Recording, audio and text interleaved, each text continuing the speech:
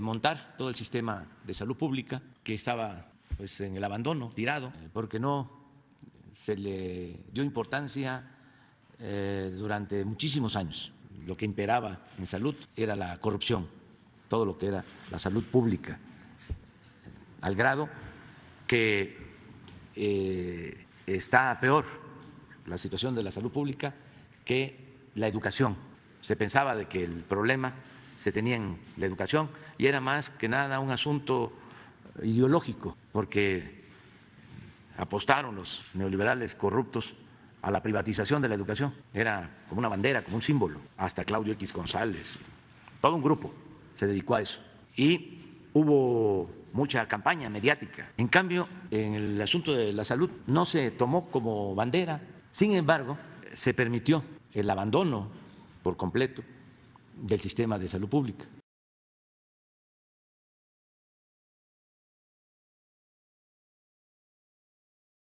Iniciamos con ya la parte final de la Jornada Nacional de Contratación y Reclutamiento de Médicos Especialistas. Estos son los resultados ya después de las 3 rondas de contratación que se llevaron a cabo. Como lo hemos mencionado, se salieron a ofertar más de 14,000 plazas.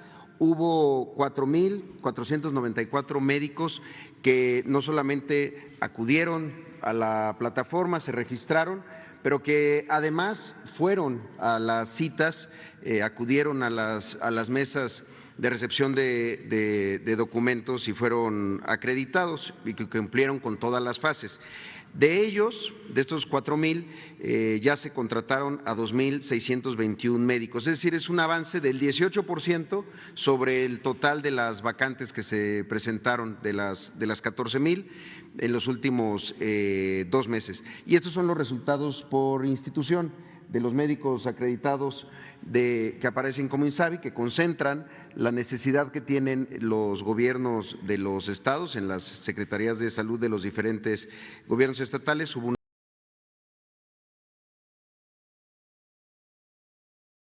También tenemos ahora un punto máximo de 33 defunciones diarias que ocurrieron en la semana 26, ahorita estamos en la semana 29, esto fue hace 3 semanas, y afortunadamente lo podemos ver de manera gráfica en el extremo derecho de esa curva, es apenas perceptible la cantidad de defunciones que se presentan por semana comparado con lo que tuvimos en los momentos más intensos de la epidemia, donde en la segunda ola llegamos a tener cerca de 1,900 defunciones por día.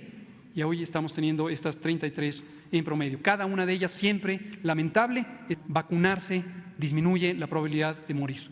Esto lo podemos ver con los distintos análisis especiales que vamos realizando. Ya habíamos dicho que 70%, es decir, 7 de cada 10 personas que en su momento perdieron la vida por COVID durante esta quinta ola, son personas que no se habían vacunado.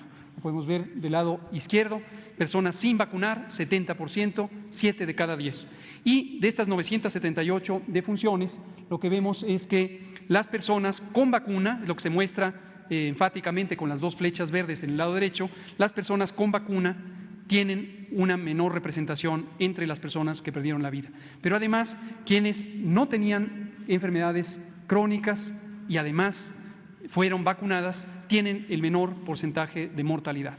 En conclusión, el mensaje es el que hemos venido enfatizando desde hace muchos meses: vacúnese, vacúnese.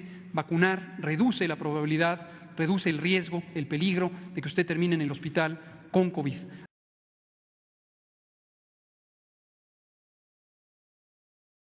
Ahí señalé que es un evento triste, que no debe repetirse, en una situación lamentable como todos los fallecimientos y más en condiciones de violencia, y para lo que pregunta, de un integrante joven que son los internos, los pasantes, son los jóvenes que tienen que terminar su aprendizaje precisamente con prácticas, con presencia social en las diferentes instancias. No solo son centros de salud, sino son también hospitales que tienen esa posibilidad de recibirlos. Esto es, por lo tanto, una necesidad académica que en principio no se puede cancelar, porque es en el momento que el médico casi por recibirse, de hecho ocupan ese tiempo para preparar su examen y desde luego recibir en ciertos lugares cursos preparativos para ello.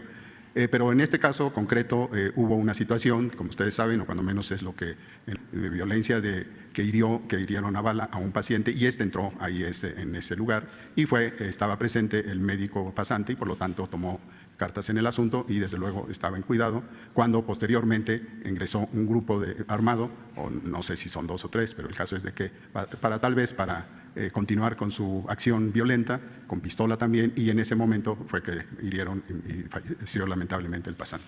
Esto desde luego, como lo termino diciendo, pues lo estamos viendo, no es oportuno, no es aconsejable el que se suspenda ese proceso de formación tan importante que tienen los médicos jóvenes que están a punto de recibirse.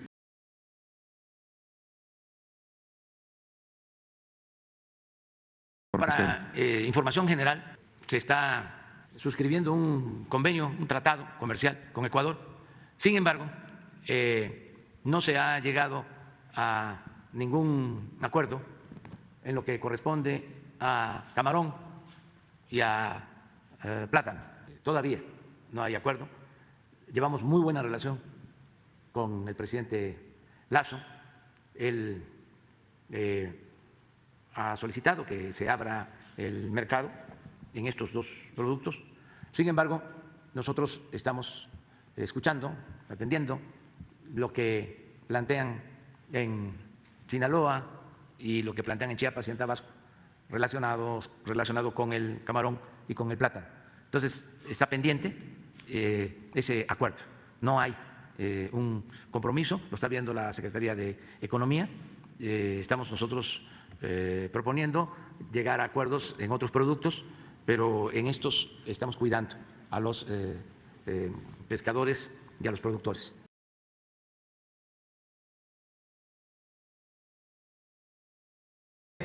Es muy interesante la atención a infartos, lo que se está haciendo, porque es una enfermedad que causa muchas muertes. Son muertes silenciosas, pero es la principal causa de mortalidad en el país. En la época más difícil del COVID, desde luego que no, pero es muy probable que este año sea de nuevo la principal causa. Y es la desatención completa, porque quien padece de un infarto en una comunidad, en un pueblo, no tiene cómo ser atendido. Puede ser salvado si se tienen estos equipos que se están instalando y se está formando personal para ese propósito. Es pues un primer auxilio para que en una ambulancia puedan llegar a un hospital donde exista un cardiólogo, un intervencionista y se le salve la vida. También Zoe habló de CARA, es un sistema de atención, sobre todo a jóvenes, que hay en estos hospitales, el IMSS Bienestar, si mal no recuerdo, atienden con psicólogos, con psicólogas, violencia, trabajan en educación sexual, lo de las drogas, lo tratan, y lo de la alimentación.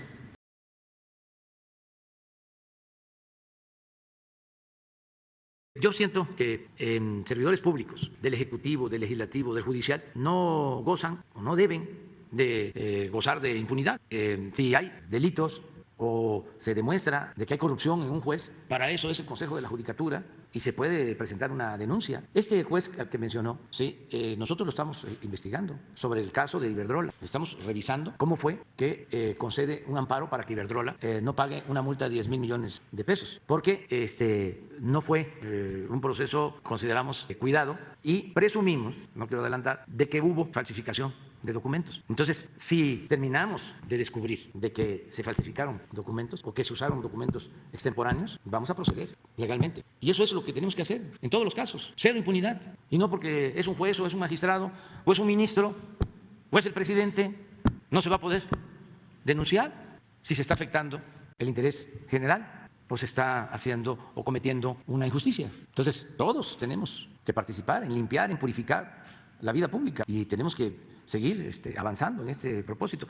Yo soy más partidario de que la reforma del Poder Judicial surja al interior del Poder Judicial a que sea con una iniciativa para cambiar la Constitución y reformar de esa manera el Poder Judicial. El ISSSTE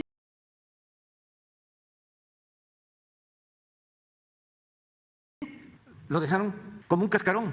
Imagínense que está una clínica del ISSSTE, pero para hacer los análisis existen contratos, están subrogados todos los servicios, los bancos de sangre, todo privatizado. Y detrás, quienes fueron funcionarios del ISSSTE, finísimas personas, mafias. Se están venciendo los contratos y vamos, es como nacionalizar de nuevo, regresar a lo público, lo que ya habían entregado a particulares, a políticos corruptos por influyentismo. Y los servicios de pena avergüenzan. Y esto llevó también a que mucho personal, no todos afortunadamente, se deshumanizaran. Porque si están viendo el atraco, el desorden, el robo de directivos, de líderes sindicales, pues ellos también. Entonces, tienen una paciente que ya deben de atender porque necesita dar a luz. No, todavía no. Todavía no. Váyase. Y ya luego regresa.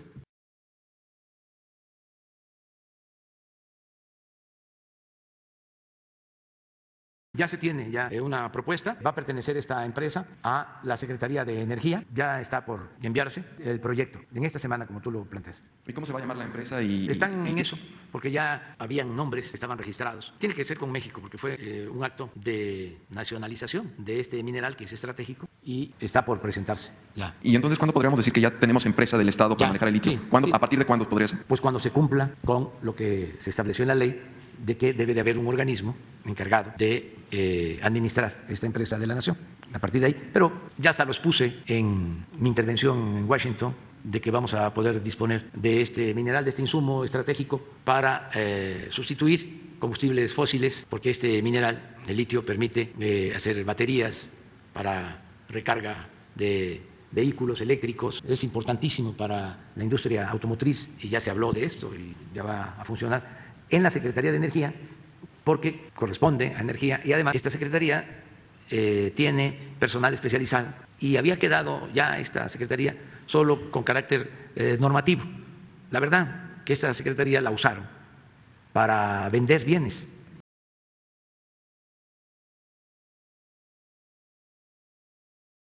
Pues eso lo van a resolver en su momento los partidos, los dirigentes de los partidos. Lo que está muy claro es que la gente va a decidir hacia adelante, independientemente de quién sean candidatos, mujeres u hombres. ¿Qué es lo que se va a decidir hacia adelante? ¿Quieres que continúe la transformación o no? ¿Es transformación o retroceso? Así está, porque los del bloque conservador no quieren la transformación. ¿O quieren la transformación? No, ¿verdad? No quieren. Votaron en la Cámara de Diputados para que no se convirtiera en derecho la pensión a los adultos mayores. No, esos no quieren eso. En la Cámara de Diputados votaron a favor de Iberdrola y no de la Comisión Federal de Electricidad. No quieren la austeridad republicana, no quieren combatir la corrupción, no quieren la transformación. Pero la gente es la que va a decidir. Y hasta ahora, a pesar de que se enojan mucho y se obnubilan, insultan, la gente está apoyando, porque el pueblo es mucha pieza. Y ya no les funciona a las élites corruptas la manipulación. Ya no es como antes. Eso los trae a nuestros adversarios conservadores de mal humor, porque antes, como decía Lucas Alamán, nosotros manejamos la opinión general, nosotros manejamos con nuestros periódicos, decía Lucas Alamán, la opinión pública.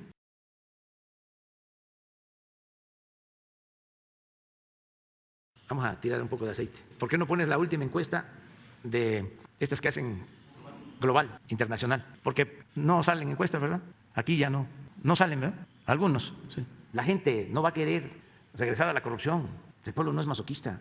La gente va a querer que continúe la transformación, que se profundice. Ya Calderón ayer lo decía, insultando a los empresarios. Decía, ustedes fueron cobardes. Casi les externaba que no habían hecho nada para detenernos, que no habían hecho fraude, como lo hicieron cuando lo impusieron a él. Y hay una frase que es excepcional, inmejorable. Dice, ustedes son los responsables de lo que está pasando y de lo que va a venir. O sea, ya dando como hecho de que fracasaron. Y aquí se aplica, nada más recordarles de que el triunfo de la reacción, como decía Juárez, es moralmente imposible. No es nada más, vamos a robarnos la presidencia, haya sido como haya sido. Pero miren cómo estamos. De todos los presidentes, 2 pasamos, 2. Esta es aprobación, azul. El de Tepetitán, que no se desabrocha el saco y no sabe sentarse, ni cumple 66 contra 27. Muchas gracias a la gente por la confianza y nunca, nunca, jamás vamos a traicionar al pueblo.